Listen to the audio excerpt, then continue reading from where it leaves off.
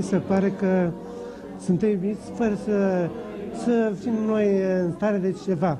Sunt iubiți așa, e gratis. Aceste secvențe nu sunt filmate într-un stabiliment psihiatric, doamnelor și domnilor, ci într-un moment de comuniune, organizat în parohia Bisericii Cioplea din București, unde comunitatea Credință și Lumină ține lunar întâlniri cu persoane cu handicap psihic din oraș. Mișcarea Credință și Lumină a fost fondată în 1971 de Jean Vanier, un canadian care a înțeles că trupul bisericii îi poate accepta nu numai pe cei înstrăinați social, ci și pe cei care trăiesc la marginea propriei lor identități. Mai mult, acestea sunt un dar pentru biserică, așa cum avea să spună Jean Vanier în una din vizitele sale în România. Comme la prière, c'est perdre du temps avec Jésus. Peut-être qu'il faut qu'on apprenne à perdre du temps avec le pauvre, à célébrer avec le pauvre, à jouer avec le pauvre, à prier avec le pauvre, et découvrir que cela est le cadeau de Dieu. Accueillir le pauvre, c'est accueillir Jésus. Il faut qu'on n'oublie jamais que le pauvre est un sacrement de Jésus. Prima dată am aflat despre Jean Vanier din revistele Reader's Digest înainte de 89. După 89, la invitația unui grup de prieteni, Jean Vanier a venit în România în 90. El a încercat să ne spună ce înseamnă credință și lumină. Jean Vanier a fost în România timp de 7 ani, în fiecare vară, timp în care s-au organizat reculegeri, conferințe, întâlniri și încet, încet comunitățile au luat naștere. Fiecare comunitate are un responsabil pentru 3 ani, ajutat de o echipă care organizează întâlnirile. În România există cam 14 comunități care s-au dezvoltat în ultimii 10 ani. Sunt în București, la Cluj, Târgu Mureș și Brezoi.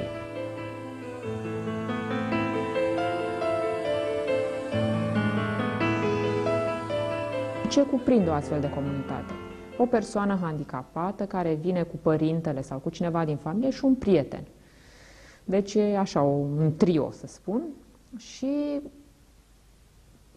sunt cam 30 de persoane într-o comunitate de genul acesta.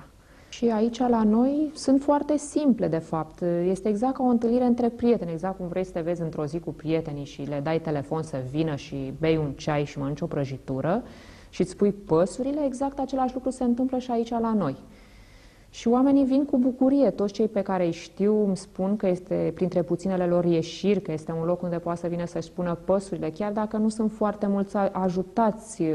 Bineînțeles, liantul acestor comunități este partea spirituală, deci oamenii care vin acolo sunt oameni care cred în Dumnezeu și cred în partea frumoasă a omului, deci a descoperi ceea ce este minunat în fiecare, chiar dacă are un handicap.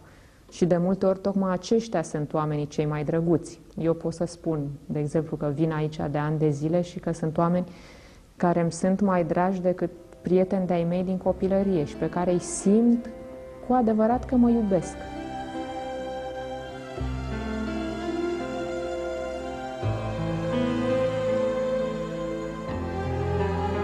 Atunci când deschide fiecare dată ușa, mă întâmpină toți și nu numai pe mine, se întâmpină unii pe alții cu seninătate. Chiar dacă după aceea, stând de vorbă, vedem că le-a fost foarte greu. Unii dintre ei au probleme, aș spune chiar grave spiritual, pentru că ești la un pas de deznădejde. Singurătatea ucide puțin câte puțin. Tocmai de aceea nu este bine să fie omul singur, să fie alături cu ceilalți. Însă faptul că reușesc să-L vadă și pe Hristos, prietenul lor, este, cred, ceea ce îi ține în viață, având acest suport care este Hristos. Apoi ne întâlnim în jurul unei mese, fiecare aduce câte ceva de mâncare, o gustare mică o luăm împreună, după ce rostim o rugăciune de binecuvântare Între timp, o persoană care este, să spunem, unul dintre cei care ne animă de fiecare dată,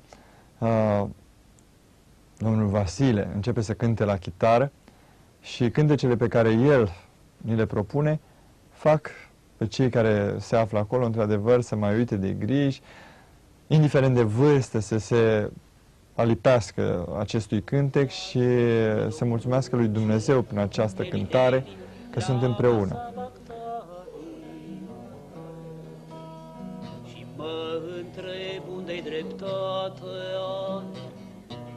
Prima oară când m-au chemat câțiva prieteni, am venit printre ceilalți și prima reacție a fost că e destulă suferință în jurul meu, mai văd și aici, am și eu problemele mele și am spus că e destul de dur să văd oameni suferind și că nu mai vin. Am fost, am cântat, pentru că cu chitara pot să particip, să cânt, să bucur oamenii. Am văzut că am, într-adevăr, trecerea asta la oameni, cânt și se bucură. Și chestia asta mi-a fost suficientă. Am fost de 2 ori și n-am mai venit. Și după câteva luni din întâmplare am ajuns iar la comunitate și toți aveau nevoie să mă vadă, le era dor. Și când am văzut bucuria asta și nevoia de a ne revedea și că aveau nevoie să se bucure, când am văzut că vor să se bucure și atunci am zis trebuie să rămân, că au nevoie de mine. Sentimentul ăsta că cineva are nevoie și că tu poți fi de folos cu ceva care este minor, dar foarte important. De exemplu, în momentul ăsta am luat-o pe Mariana lângă mine, ca să mă ajute, să am curaj să spun câteva cuvinte. Și uite că m-a încurajat, deci o să spună cineva, e un lucru minor, cum te-a încurajat? Uite așa, în prezență. Despre Mariana știu aici în cercul nostru că un lucru frumos care îmi place mie e că face mereu mama ei și ea, face o pâine de casă atât de bună și ne împărtășește. Spune mai tare, zi. Ai scris bună. Ne împărtășește, nu mai zic că ne împarte la toți.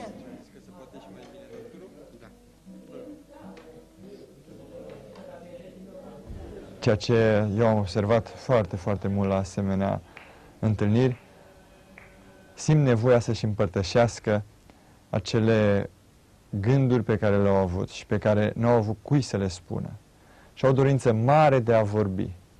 Chiar dacă nu se pot exprima unii dintre ei coerent, încearcă să vorbească, încearcă să dea un răspuns sau să pună o întrebare. Și pentru ei, cred, această întâlnire contează mai mult decât foarte, foarte multe. De asemenea, încercăm, pentru a avea un drum care să ne urce spre Dumnezeu, să amintim, și am încercat să impregnez în acest grup, să amintim neapărat cuvântul lui Hristos. Fie din Evanghelie, fie deschizând Noul Testament și citind un pasaj din textele epistolelor Sfântului Apostol Pavel sau ale celorlalți apostoli și pornim de la acel text și vedem cum l-am înțeles, fiecare. După care încerc și eu să le spun cum trebuie înțeles, punând întrebări, primind răspunsuri și pe seama acelui text să putem într-adevăr să spunem că dincolo de întâlnire a mai clădit ceva pentru această înțelegere a vieții creștine. Noi venim aici din plăcere, pentru că noi facem și teatru, spunem și poezii, spunem de toate, adică noi avem o activitate. De asemenea, și un levit, ajungând în acel loc și văzând, a trecut pe alături.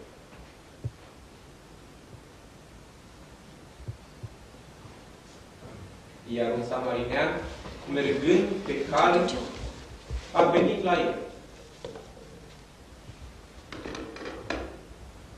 Și văzându-l, i s-a făcut milă. Și apropiindu-se, i-a legat rănile, târnând pe ele un de lemn și vin și punându-l pe dobitocul său l-a dus la o casă de oaspeți și a purtat grijă de el. Iar a doua zi, scoțând 2 dinari, i-a dat gazdei și i-a zis: ai grijă de el și ce vei mai cheltui, eu când mă voi întoarce îți voi da. Care dintre acești trei avem pe cineva în acest grup care aproape la fiecare întâlnire ne spune câte o poezie. Și poezia pe care ne-o spune ne arată clar de fiecare dată dorința lui de a nu rămâne în suferință. Și pornind de la marile convulsii ale sufletului său, măcinat de singurătate, măcinat de îndoială, măcinat de faptul că nu reușește întotdeauna să-și vadă greșelile, pune de fiecare dată o rază de lumină. Mulțumim lui Dumnezeu pentru faptul că îl face să înțeleagă că mai presus de suferința lui este dragostea pe care trebuie să o aibă față de ceilalți oameni.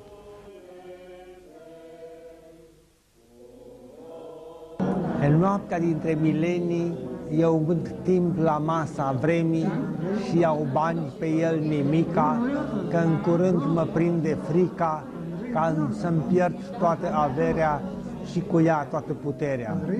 Că mi-am pus nădejdea în vremuri ce te mint de te cutremuri și îmi zic ca știți voi cine, vreme trece, vreme vine. Timpul fuge ca o apă, când îl prinzi atunci îți scapă. 2000 de ani trecut au de când Crist la noi venit au să ne învețe să ne scape de pedeapsa ce aproape. Fiecare dă din el tot ce are mai bun și toți culeg de la fiecare ceea ce e mai bun. Și toți ies îmbogățiți.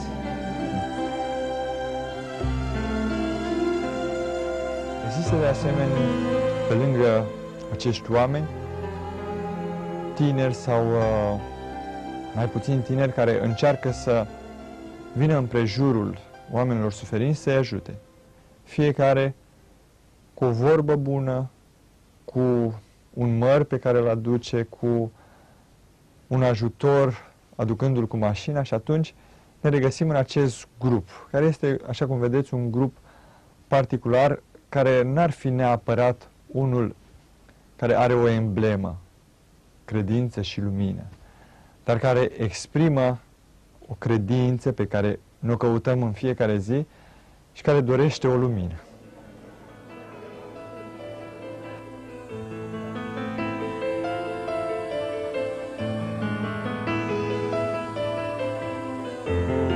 V-am spus că există persoane care nu pot merge. Și tot în acest grup există un bărbat care, de când am intrat pentru prima oară în această comunitate, în rândul acestei comunități, tot scrie la masă. Scrie, scrie, scrie. Atunci când am auzit pentru prima oară ce scrie, am zâmbit puțin. De o simplitate cuceritoare, scrie tot ceea ce noi facem acolo. Și acel om nu putea merge. Era în scaun pe rotile, până într-o zi când, cu mare teamă, s-a dus la o operație. Și acum merge în cârje. Când l-am văzut prima oară, când a intrat în sală, fără scaunul pe rotile, m-am bucurat foarte mult. Însă teama lui, se temea foarte mult să meargă. Toți însă din jurul lui îl impulsionau. Hai, nu te teme. Faptul că a scris în continuare și faptul că, așa cum îl veți descoperi, este un om de un șarm aparte, care se chinuiește să pună pe hârtie niște cuvinte care sunt pentru el principalul mijloc de a se regăsi în acel grup, este ceva cu totul și cu totul deosebit. Țin minte că doamna Costă zice: bravo, Petrică, o să tipărim. N-am crezut asta, pentru că la început eu am fost pus de părintele să țin un fel de speech. Și pe urmă, când S-a intrat în discuție, s-a spus, Petrică, ați scris totul ca să nu mai avem discuții. Trebuie în fiecare lună scrii tot ce se întâmplă aici. De la azi, pe toți îi trage în țeapă, în ghilimele. Și m-am ținut de cuvântul ăsta, mai știu multe zâmbete. A fost, pentru mine a fost nu o joacă, pur și simplu o descărcare. O viață, o altă viață. Adică pot să fac ceva. Nu sunt scos în afara vieții. Sunt bun de ceva. Asta mi-a dat un fior, m-a bucurat. Lumea nu mai apreciază, are senzația că cei care au probleme, de fapt, cine știe ce au făcut sau i-a pedepsit Dumnezeu sau nu se poate întâmpla oricui. Am auzit tot felul de oameni care, înainte să aibă un copil, îi se părea normal să iasă normal și când a ieșit handicapat, au zis, dar cum ni se poate nouă întâmpla așa ceva, că n-am avut pe nimeni în familie sau... Și de fapt nu este așa, oricui se poate întâmpla și trebuie să acceptăm acest lucru. Și deci pe Maxim, fiul meu, vreau să-l obișnuiesc cu aceste lucruri, să înțeleagă că este partea vieții noastre. Într-adevăr, suferința este, mai devreme sau mai târziu, partea fiecăruia dintre noi, iar cei chemați a păstori pe cei ce străbat acest tărâm special au cu adevărat vocația păstorului cel bun din pilda Mântuitorului, ca frați și călăuzi ale noastre spirituale. Referindu-mă la frații mei preoți ortodoxi, cred că trebuie să redescoperim acest da pe care să-l spunem oamenilor, nefiind atât de atenți la criterii. Trebuie să răspundem, cred, în orice moment da, pentru că numai dacă vom fi prezenți acolo vom putea, într-adevăr, să arătăm care este deosebirea între bine și rău. A căuta scuze, a căuta fel de ieșiri, nu înseamnă decât a abandona, a lăsa pe cel care își cere ajutorul în grija nimănui. Și atunci, dacă vom redescoperi, cred, cu toții, și eu, pentru că mai am foarte, foarte multe de învățat, desigur, dacă vom reuși ca să vedem în toți oamenii, că și toți suntem bolnavi, oameni care au nevoie de călăuzitor, de cel care mijlocește aici, pentru că adevăratul călăuzitor nu poate fi altul decât Hristos, cel care este martorul lui Hristos și în felul acesta se pune alături de cei care au nevoie de el, atunci cred că vom reuși într-adevăr să fim preoți care sunt cu adevărat păstorii cei buni. Din 1997, în fiecare vară, toate comunitățile Credință și Lumină din țară merg în pelerinaj la Vad, localitate la 12 km de Dej, unde participă la programe de slujbe, conferințe, rugăciune, joacă și plimbări. Acestea se organizează cu ocazia sărbătorii Schimbarea la față, deoarece simbolizează ceea ce se întâmplă în comunitățile Credință și Lumină. Schimbarea felului de a vedea lumea și oamenii, de a recunoaște în ei frații ai noștri, indiferent de condiția materială sau sufletească în care se află.